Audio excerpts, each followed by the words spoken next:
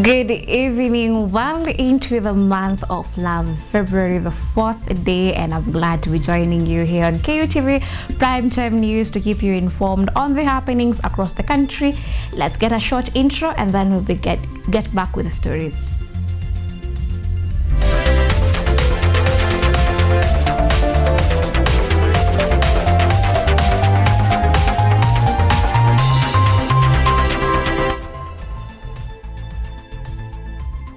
This is KUTV Primetime News with Yvonne Kemuma. On the sign language interpretation is Brian Peru. Do engage with us on X at KUTV_Kenya, at Kemuma_Monari. On YouTube, catch us live on KUTV News Kenya. Let's begin. Now, the Independent Electoral and Boundaries Commission has reiterated its commitment to digitalizing Kenya's electoral process with plans to roll out a digital voter registration system. This, they say, is part of the early preparations for the 2027 general elections, as the system aims to expand the registration access more, especially to hook the young generation. Having noted the voter registration apathy across the country last year, the Independent Electoral and Boundaries Commission plans to bring on board a digital voter registration system that would allow eligible Kenyans to pre-register online before completing the process by having the biometric verification at designated centers. While assuring Kenyans of restoring the integrity and credibility of the elections, the IEBC chairman Erastes Ethekon called upon other stakeholders, including the religious leaders, to aid in accelerating the civic education and help promote peace, stating that the faith-based institutions still remain influential in the society. While speaking at a prayer breakfast with evangelical leaders, Ethekon indicated that a mass registration process would begin in a month's time, with a target of registering approximately 28.4 million voters by 2027. With regards to the resignation of the IEBC Chief Executive Officer Hussein Marjan, the IEBC chair said Marjan's resignation was by mutual agreement between him and the IEBC. Whilst appreciating his service, he said the journey to appointing the new CEO will be transparent. Even so, Hussein Marjan's move of stepping down from his CEO role somewhat seems to stem from pressure by the united opposition, who have been demanding accountability of the previous elections. As at now, all eyes are on the IEBC to either keep their word or maintain the rigging pattern. Watching Cynthia, KUTV. Now, President William Ruto has moved to assure aspirants eyeing various elective seats on the UDA ticket that the party's nominations will be free, fair, democratic and credible, insisting that internal democracy is a right and not a favor. Ruto sought to calm anxiety among contestants who fear being edged out by incumbents or powerful rivals within the party. Speaking to UDA aspirants at State House, Nairobi, President William Ruto has assured UDA aspirants registration at polling stations without being locked out due to financial constraints, announcing a full waiver on nomination fees for those seeking UDA tickets ahead of 2027 general elections. Tusaidiane. Kazi yetu ya kwanza ni kuelewa sababu gani tuko UDA. Mutusaidie hiyo pamphlet umepatia kila mmoja wenu kijijini, usome, uelewe, utafute platform. He acknowledged the unspoken concerns among aspirants who find themselves competing against sitting governors, senators, MPs or MCAs, some of whom have already gained influence within the party structures. My undertaking, personal undertaking, ya kwamba I will make sure this party conducts free, fair, democratic, credible elections. He added that in every county, the party would engage the elected polling center officials to plan and coordinate the party activities. Tunataka chama iwe mashinani. Tunataka kila polling station tuwe na mtu hapo amechaguliwa. According to the president, these leaders will play a big role in determining who become the party agents, who support the party at the local level, how party materials are distributed, and how the party manifesto reaches the voters. Patricia Alex for KUTV, Nairobi. Moving on, as youth unemployment remains a challenge in the country, Deputy President Kithure Kindiki says the government is expanding the National Youth Opportunities Towards Advancement Nurture program, aiming to scale it up from its pilot phase to reach as many as 2 million young people nationwide through funding and streamlined implementation. The following report was produced by Ateng Kanegunda, voiced by Akida Kasim. In efforts to curb the ever-rising rates of unemployment, the government is now looking to expand the Nyota program. And already they are having numbers from those who are this second round of application. And then we'll... Speaking in Karen after a high-level meeting with cabinet secretaries and heads of implementing agencies, Deputy President Kithure Kindiki reflected on the program's impact, with 820,000 youths being targeted. From 2022, deliberately, President Ruto decided that this project will continue on condition that, number one, it is aligned to the priorities of our nation, captured in the bottom-up economic transformation agenda. That bottom-up economic transformation agenda, one of its pillars is strengthening micro and small and medium enterprises. According to Kindiki, the expansion will bring more young people into business support, on-the-job training, skills development and recognition of prior learning, and revealed that over 121,000 youth have already benefited from the business grant component. We are going to have more young people on board the business support program. We are also going to have more young people on board the on-the-job experience and the recognition of prior learning. And the government is looking at possibilities of injecting more resources into this program, as may be communicated in due course, to make sure that we expand it, we reach more beneficiaries, we impact on as many young people as possible. According to Professor Kindiki, billions of shillings have been allocated to the business grants, supporting micro, small, medium businesses and startups.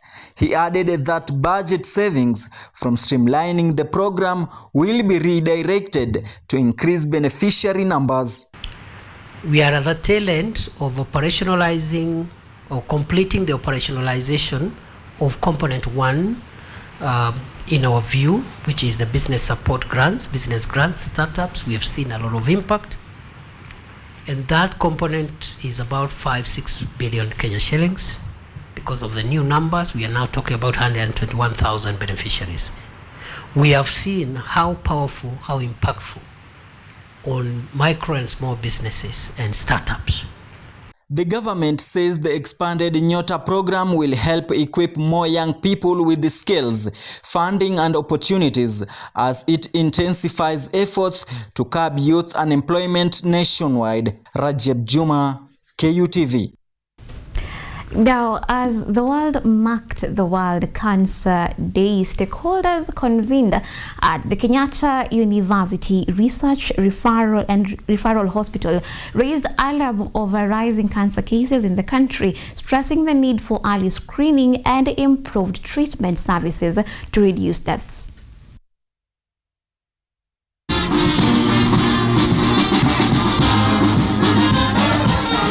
Medical practitioners have raised concerns over rising cancer cases in the country as they called on Kenyans to take up regular screening services to aid in early diagnosis. Speaking during the commemoration of the World Cancer Day at the Kenyatta University. Teaching, Research and Referral Hospital various stakeholders also challenged the government to ensure expanded screening programs and improved access to affordable treatment to reduce deaths. As the chief guest, Dr. Gladwell Gashetha from the Ministry of Health highlighted government's efforts to strengthen cancer care while also providing universal health care, reducing the financial strain faced by cancer patients nationwide. As a ministry, we've been able to decentralize the care for cancer to regional centers, as opposed to the past where treatment was only available in Nairobi and MTRH through in Eldoret. We now have regional cancer centers that are based in Garissa, Nakuru and Mombasa. So this means that patients don't have to travel from far to get the much needed treatment. We are also ensuring that at the grassroots level, we are ensuring our Kenyans are able to know have the right message of prevention of cancers, and we have also entrenched or empowered our community health promoters to ensure that they know what messages to tell the people out there. Caroline Nguki, Director of Research and Partnership at Kenyatta University Referral Hospital, highlighted new advanced technologies at the facility, saying they now offer cancer screening, aiming to boost early detection and improve patient outcomes nationwide. We are very advanced as a hospital in terms of screening, in terms of diagnosis and providing care for cancer, different cancer. Cancer treatment is our main flagship. So we shall continue to provide this to our community and to everybody who's out there. Even in terms of training, we are advocating for creating awareness. We had a walk today around our area to create awareness and to invite people to come for free cancer screening. Abeid Athman, head of oncology, warned that late-stage diagnosis raising cancer mortality, noting the disease is now among Kenya's top killers. He urged nationwide awareness campaigns and expanded screening to catch cases earlier and save lives. Tumekusanyika hapa ili tuweze kuwajuza watu ni dalili gani za saratani, kuhamasisha watu waende kwa uchunguzi wa mapema, kwa sababu saratani ikipatikana mapema inatibika. Mgonjwa ambaye amekuwa saratani, ambaye ana saratani, wote wanaishi kwa muda mrefu. La kusikitisha ni kuwa Kenya asilimia kubwa watu wanagunduliwa wakati saratani imeshaenea, iko stage kubwa ambayo matibabu inakuwa gharama ni kubwa na pia inakuwa ni vigumu mtu kuweza kupona. Ndio sababu tunaona takwimu zinaonyesha kansa imekuwa namba 2 katika sababu ya kifo nchini Kenya. As the world celebrates Global Cancer Day today, stakeholders are calling for all Kenyans to embrace screening for early detection. Edna Nerea, KUTV, Nairobi. Thank you, Nerea, for that report. Now, Jomvu Member of Parliament Badi Twalib has dismissed claims that ODM rallies are being financed by the ruling UDA, insisting both parties operate independently. Speaking during a bursary disbursement in Mombasa, Badi urged party members to respect ODM structures as internal consultations continue. He emphasized discipline and unity, warning that divisions could weaken the party's bargaining power. The legislator also defended senior ODM leaders and described current tensions as normal following Raila Odinga's death. Kampeni zetu hazija kuwa funded na UDA. UDA is an independent party na ODM is an independent party. Mpaka kufikia dakika ya leo tuna support Mheshimiwa Oburu Odinga kuwa ndio chairman wetu wa chama cha ODM. Je, unapotaka uraisi wataka kutufanyia kitu gani? Ati sisi agenda yetu ya kwanza mpunto wa William Ruto sasa ushamtoa, ndio tupunguzia bei ya unga, ndio tupunguzia matatizo ya elimu, ndio tupunguzia matatizo mengine ambayo yako.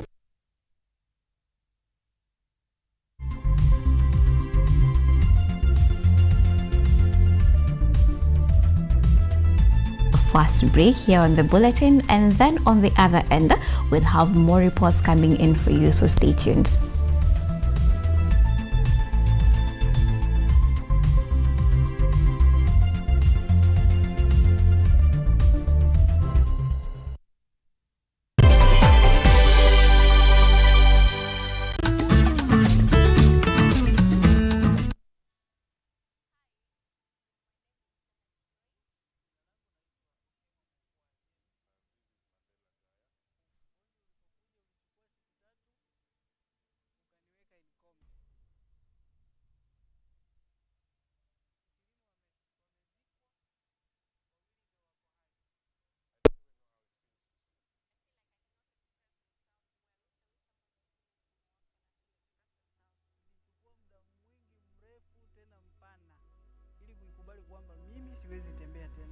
I've come to actually accept myself. Ukijaribu kumsimamisha mtu mwambie tafadhali nionyeshe njia. They find it quite strange talking to you.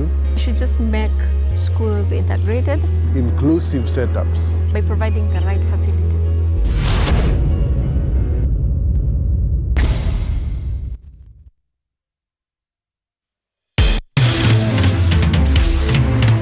Tunachimba hadi mizizi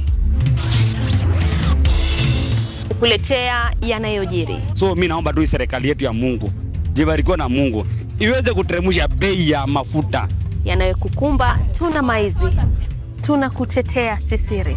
Kwa kweli ni speciali tukikupambia makala ya mwanamke mwake. Utasema hupendi mizizi ya habari.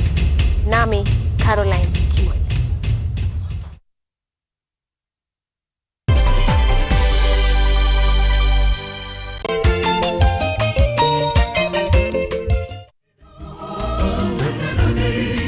Kaka mtazamaji popote ulipo unapokuwa ukitazama Safina Show inang'oananga sasa hivi. Ungana nami Albanas Mwania, nahodha wa Safina Show, nikutoe ng'ambo ya pili hadi ufuoni. Safina Show, sauti ya matumaini.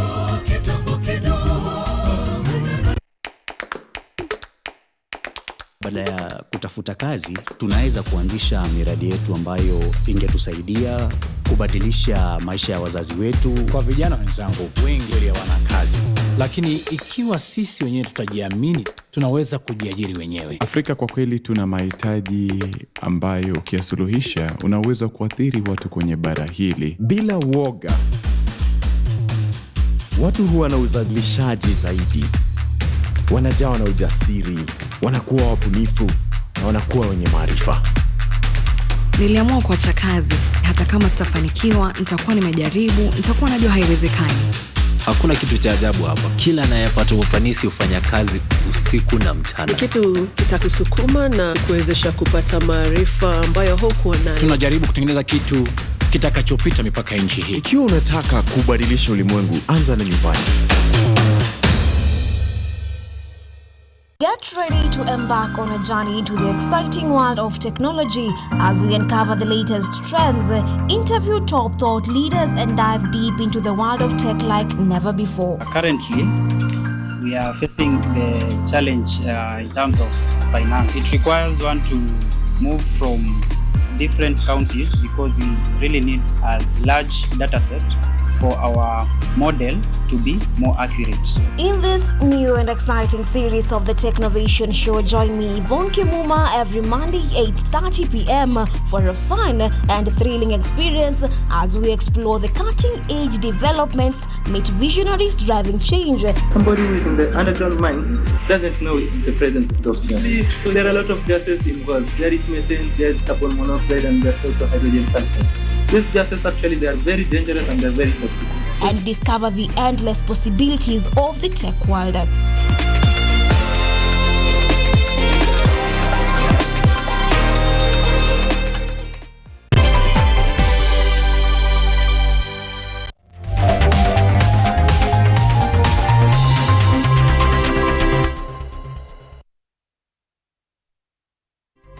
You are watching KUTV Primetime News with Yvonne Kemuma.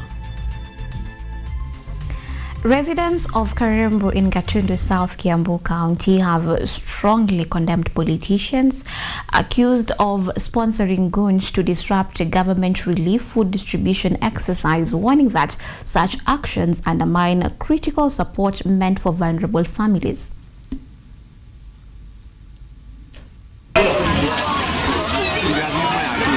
Tension and chaos marked what was meant to be a lifeline for struggling families in Karembu, Gatundu South, after suspected goons stormed a government relief food distribution center, overturning sacks of food and forcing residents to scramble for supplies from the ground.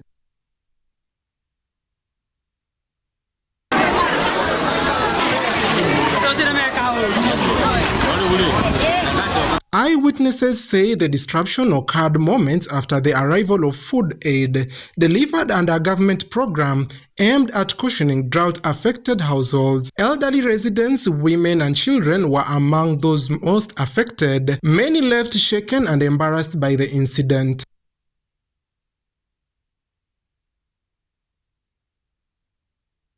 Wamia wakakuja wakavamia wamama, wazee, wakavamia vile vitu ilikuwa inapeana akina mchere, kulikuwa na bosho na kulikuwa na vitu mingi sana tuliletewa na Madam Sarome, lakini tunakemea hiyo vitendo vikali sana. The community has blamed the chaos on political interference, alleging that the attackers were sent by local leaders seeking to sabotage the exercise due to rivalry and envy. Residents urge that such action divert attention from urgent humanitarian needs and worsen the suffering of families already battling hunger. Wana furuga wale wanaleta hao watu walete furuga katika Gatundu South, tunawaomba tena wasilete watu kama hao tena. Sisi ni watu wanataka amani katika Gatundu yetu. Community representatives Mary Tom and Mary Waruri strongly condemned the incident, describing it as inhuman, unacceptable, and disrespectful to residents facing harsh economic conditions. Despite the disruption, locals have now appealed to the government to continue supporting the area, stressing that the actions of a few individuals should not deny many needy families essential aid. Kumwaga sakura, tunawaombea Mungu awafindue kwa sababu wao na moyo mzuri, wakiona wasasi wakiletewa sakula wao wakitulia bali wasasi wachukue. They are now calling for tighter security at future relief distribution centers and warning politicians against interfering with programs meant to save lives, emphasizing that Karembu residents value peace, unity and development above political battles.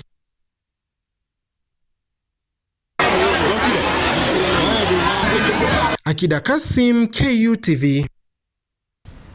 Embu leaders are demanding urgent government action after a fire destroyed Shaur Islam Market on Monday night, leaving traders without livelihoods.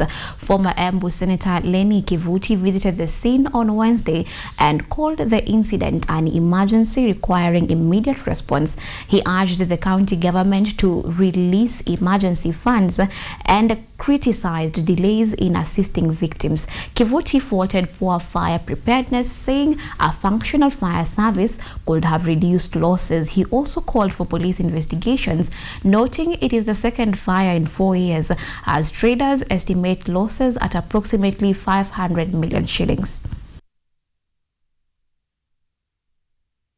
And I really appreciate the pads that we've been given to our girls, especially during this time when parents are really crying that they don't have money. I know it will go far. Majority of them. Unajua 500 million sio pesa kidogo. Sio pesa hilo unaweza kuja unasema tuchange hiyo 500 million. There must be policy made in the county to the effect in case of disaster. How do people recover from disaster? Yes, yeah. Through disaster management. Naimiza, and this is my honest call, we cannot take lives of people and the properties of people for granted. Well, there was a slight mix-up right there. Apologies for that. Let's continue. Now, Kirinyaga Governor Anne Waiguru has rolled out a massive county-wide sanitary pads distribution drive aimed at curbing absenteeism of girls from school during menses. Through the County Department of Gender and Youth, 3,173 girls drawn from 20 schools from across the county will receive sanitary towels. Waiguru said the program forms part of the county government's broader girl-child empowerment agenda, noting that lack to access sanitary products has forced many girls to stay away from school during their menstrual cycle. And I really appreciate the pads that we've been given to our girls, especially during this time when parents are really crying that they don't have money. I know it will go far. Majority of them now will stay in school and will continue to cover the syllabus, and the curriculum will go on well. And I want to trust, because of this act, many of my students, especially the girls, are going to perform, and we really appreciate Mheshimiwa for that very act.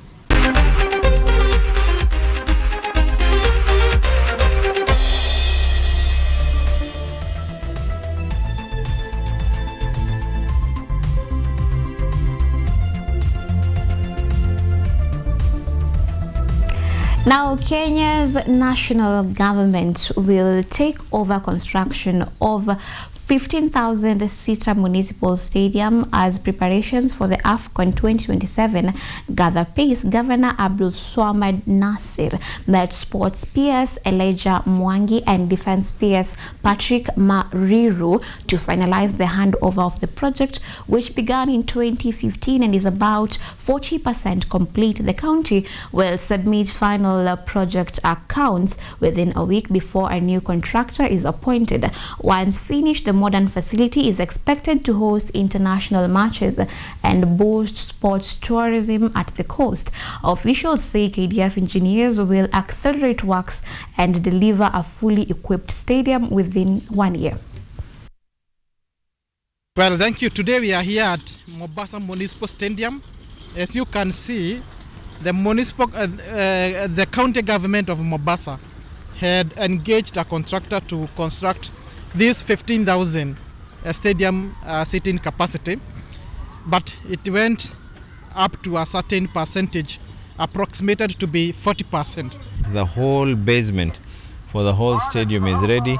Now it's just the finishing, and we have agreed out of the spirit of cooperation and partnership, the county government will finish all liabilities with the contractor as of now, up to works that have been done and certificates that have been raised, and then thereafter. Arsenal booked a place in the Carabao Cup finals after defeating Chelsea 1-0 yesterday in the second leg of the semi-final played at the Emirates Stadium. Kai Havertz scored the winning goal in the closing minutes, handing Arsenal a 4-2 aggregate victory and ending Chelsea's hopes.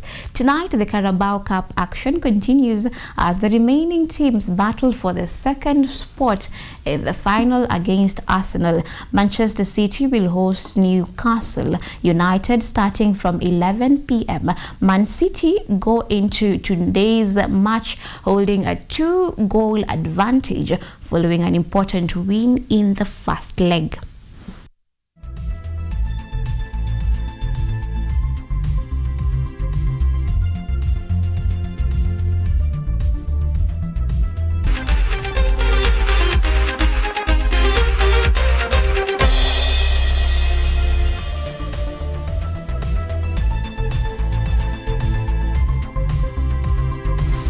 Well, the time has come once again where we get to wrap this up. Hopefully you've been well informed. My name is Yvonne Kemuma.